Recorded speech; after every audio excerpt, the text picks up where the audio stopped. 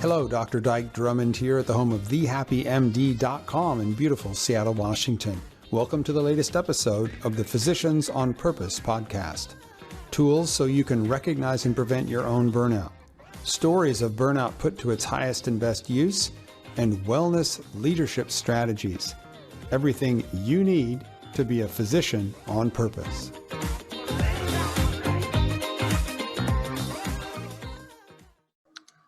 Well, hey, this is Dyke Drummond at the home of The Happy MD in beautiful Seattle, Washington with the latest edition of the Physicians on Purpose podcast. And my guest today is one of our coaches at the Happy MD website, Dr. Pam Pappas. And Pam is a psychiatrist in Scottsdale, but she's not an ordinary psychiatrist.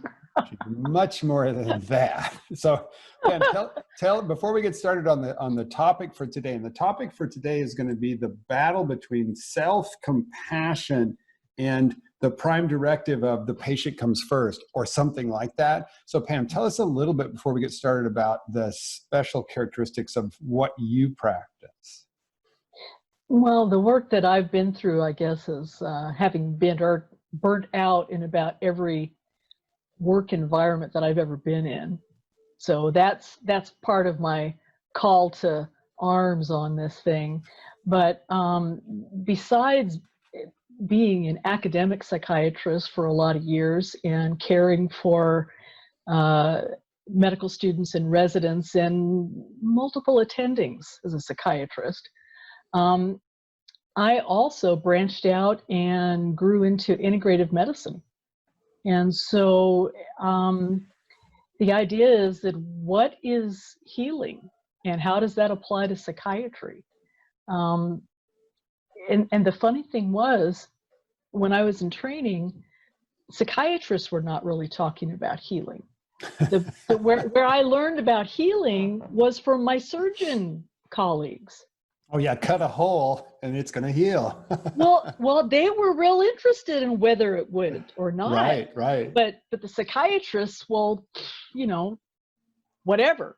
And I thought that some of the aspects of healing that I learned on surgery rotations ought to apply to what was happening to us emotionally. And the other part that was unique, I guess, for me was interest in what is mental well-being, what is health, because we have all the pathology stuff and pointing out what kind of personality perturbations we have. And right. So I was psychology and the positive side of psychiatry as opposed to just disease oriented. Well, the thing was that the residents had not ever had anybody ask them what was mental health, like what are we shooting for in working with these, right? That's what we were supposed to be responsible for. I had attendings that said, Pam, you're a doctor, you prescribe medicine, and that's what you do. And I would say, well, what about the person that's attached to getting the prescription? And I got in trouble for that. So I've always been a question asker and troublemaker. That too. And so it comes naturally that I want to help with people that are experiencing burnout, Absolutely. Well, and one of the things we were talking about before we got started today was this sort of playground between, it's sort of like yin and yang. It's like patient comes first, I come first. Do I have a role? If the patient comes first, how do I turn this off? What is self-compassion? And I know you've done a bunch of work around Brene Brown's work, around vulnerability and everything. And you wanted to talk today about self-compassion. So let's do it. Well, just those words is enough sometimes to have professionals, especially physicians, go, oh! It's ew, it's mushy, it's, is it going to make me lose my edge? But seriously, because we work our asses off in medical school and in residency training, and we think that by driving ourselves like banshees that is what we, how we got the success. We got the grades, we passed all the exams and did all that. So a phrase like self-compassion is scary, can be. But what it really boils down to is treating yourself with the same kindness as you might towards a good friend of yours that you have, rather than being like a nasty critic. Like if you had a buddy in your practice that had a bad patient outcome, Mm-hmm. I mean, what would you do? And they come in your office and they're upset. I'd grab them and hold them and hug them and assure them it's going to be okay, right? Really? All that kind of stuff. Yeah, I would now. I'm a little different. Now, okay. I'm a little different now than I was back when I was practicing actively. Yeah. So you would have that impulse to not just empathize with them, but to actively soothe. Right. Coddle, hold. Well, even coddle is a little wonky of a word there. Of course. But the natural thing that comes out of you is heart. Right. And wanting to connect with that person. You want to tell them it's going to be okay. Well, you don't necessarily know it's going to be okay. Maybe they're going to get malpracticely sued. I don't know. But the thing is that is treating them with some care and some understanding. That's a natural part of you. Now, if you're the one that makes the mistake, right, I'm going, oh yeah, you dumbass, what the hell were you thinking? Yeah. Pounding myself in the head, right? The bruised forehead, flat. Right. Yeah. And so there's a big divergence. Well, and check this out. I'm thinking me in my testosterone addled state, because if you can't see us right now, I'm a big old white guy, former 23-year rugby player, right? So the other thing that I would tend to do, just to go a little deeper, is if you tried to be soft and sweet with me, I would refuse it, because if I was actually doing a good job, I wouldn't need your empathy, damn it. I would just move on to the same patient. Well, okay. That's beautiful that you should raise that, because that actually shows a very common misconception that we have about self-compassion. And that is that it's only kind of soothing and nurturing and soft.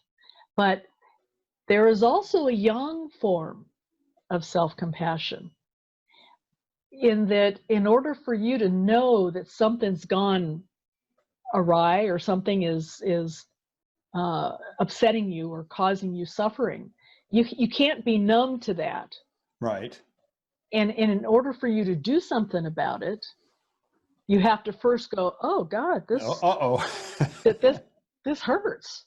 But if you never take that stance, then you can never do the next part, which is, well, I'm going to look for a different job, or I'm going to make sure that my team is in better communication so that whatever untoward event wouldn't happen quite so much in the future. Right. And sometimes you have to be very firm about that, or somebody's asking you to be on call 4 extra times next week, and you also have a parent that's sick somewhere, and your plan was to go be available to that parent. If you don't have firm compassion for yourself, then you're going to go, oh yeah, sure, no problem. Extra admissions, they're small. I'll take some more. So violate my self-compassion, my self-care boundaries. Yeah. And be able to defend those. See, the challenge that I see for most doctors is that that's all beat out of us in residency and medical school. I mean, basically what we have is, as we go in and we work our faces off, and our time off is simply recovery. It's sleeping or drinking or whatever it is. Being numbing out. Right. Recovering, and which yes, that is something that we need to do. We do need to rest. We do need to eat. We do need to connect with someone that means something to us and that we mean something to. And in residency, they take away the possibility of boundaries. Now, you and I were both trained in an era before work hour restrictions. I think it may be different now, right? But I wonder, there must be quite a tension between self-compassion and self-care boundaries and the requirements of the program when you're in training, right? But now if we're talking to somebody, if somebody's listening here that's out in their own practice, you have a new level of freedom to set these boundaries for yourself. Well, some of the people that have the worst bosses that I know are in solo practice. Think about it. Then the crazy one's looking at you from the mirror every morning. That's right. Oh, you got, you know, but the thing is, the way you treat yourself, either as a self-ally or a self-bastard or a self-critic, you know, whatever, really matters. And it changes how you approach your day. It changes how you approach the patients, your team, your spouse, your kids. Dog. Sure, you could kick the dog. Goat. Poor little goat. Well, somebody got your goat back there. You know. Yeah. You got that in, didn't you? I had to. But the thing is that we forget that we're humans. And human beings, not human doings. Of course, in medical school, we're supposed to be human doings and, you know, never need a rest. And the thing is, having also some recognition of common humanity rather than being isolated. And the only one that has ever had this happen, that bad patient outcome or something, which they're not. You know, and if I lose track of my humanity, I lose the only common ground I can have with each and every one of my patients, because we may be very different genetically, culturally, language, experience, personality, but we all are human. And if I can't care for myself in a way that keeps me in touch with my humanity, I lose that common ground. And the patients can tell too, right? Oh, yeah. Here comes the automaton. Well, you know that I was in the hospital not long ago. And right. You were really in the hospital. I was, yeah. But the thing is, what I really could notice was how different it was when someone had the bandwidth or the energy to look me in the eye and listen to what it was that I had to say. And also the ones that were kind of eyes forward, mind blank, zombies have taken over because they were just so freaking tired. Well, they were in the whirlwind, and the whirlwind was winning at that point in time, right? Yeah. Well, the point is that I thought I knew burnout before I ended up on the other receiving end of it. And boy, did that experience teach me a ton. The third part of this mindful self-compassion is mindfulness, where you have to first know that you're struggling. You have to have clear-eyed looking at what you're experiencing. Who's there? Who's on your side? Who's screaming at you? What are you having happen in your body when all this is going on? So it's a very much felt experience that you're aware of. You're not drunk, you know, like you're talking about. And at the same time, you want to not be carried away into the dramatic story about it. Oh, there's nobody that will ever understand, or, you know, and all those people, they're a bunch of pricks and we're all gonna, you know, working for the man. And I mean, it's like some of the Facebook conversations that I see. It's the victim mentality, right? The three ways you know you're playing the victim: blame, justify, and complain. Yeah. Yeah. So hang on a second, Pam. You said there were three things that we needed to know. Lay those out for us. Bang, bang, bang. Put them in. Well, so mindful self-compassion involves self-kindness rather than self-judgment, Got it.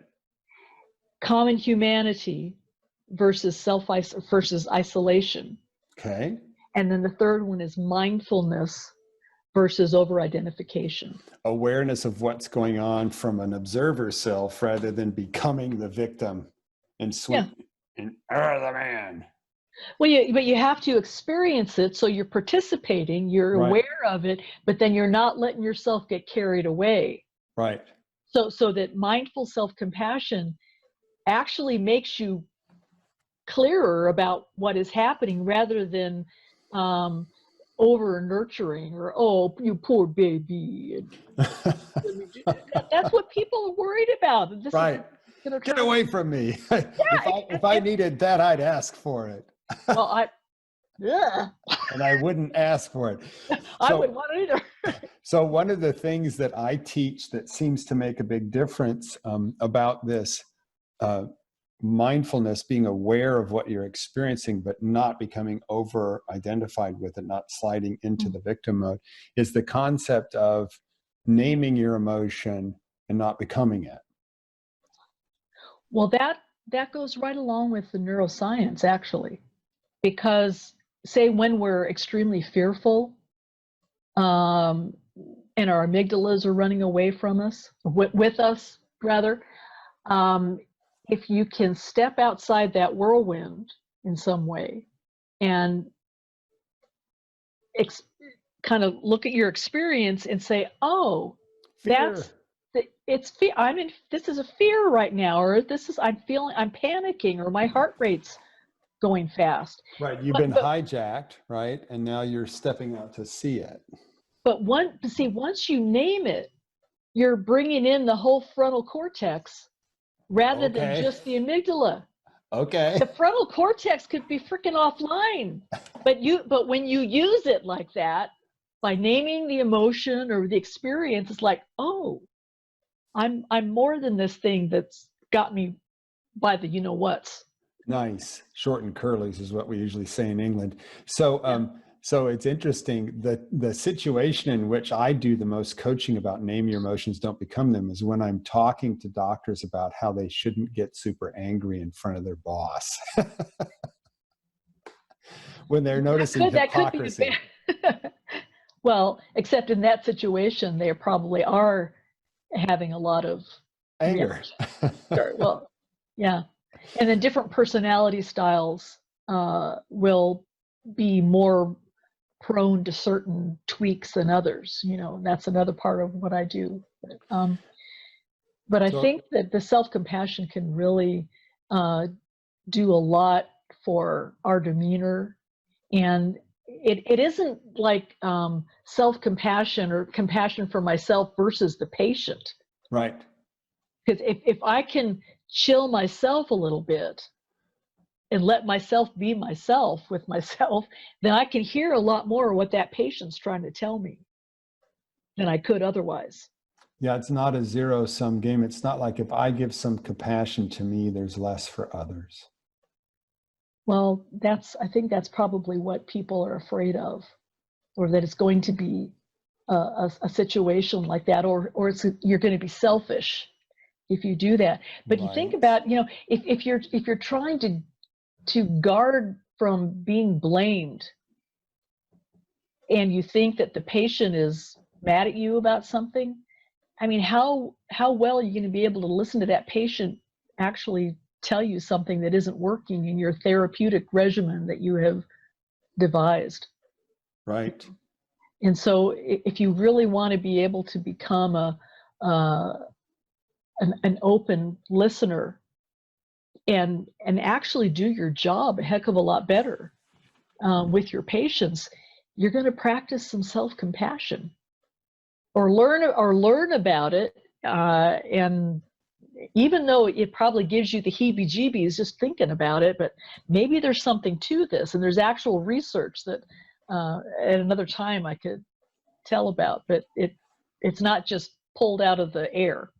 There's a science around it. Yeah, you're all over the neuroanatomy there for a moment. But we both got that big nerve in the head, right? And it does things. Right. Wow, I'm talking to a psychiatrist today. Yeah, man.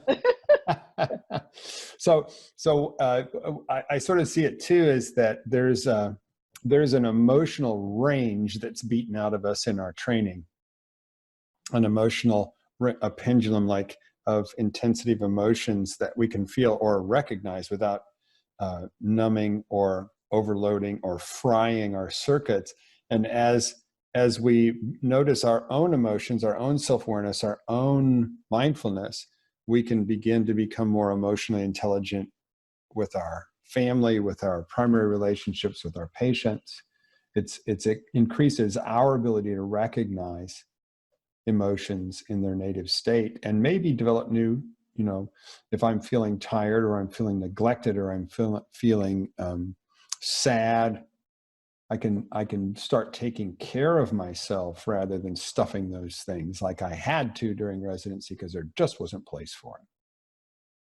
Well, the word for that probably is compartmentalization. There you go. You know, I call it sticking it on the back burner or the back closet shelf and thinking, okay, I'm going to deal with this pile later. Right now, I've got a shit ton of people in front of me, and they're all wanting something now. And the thing is that sometimes you never get back to whatever was in the closet. Right. It comes out and grabs you. Right. Hijack. Yeah, when you least expect it. So it pays to spend a little bit of time learning about some of this and to be able to offer it to some of your colleagues on the team.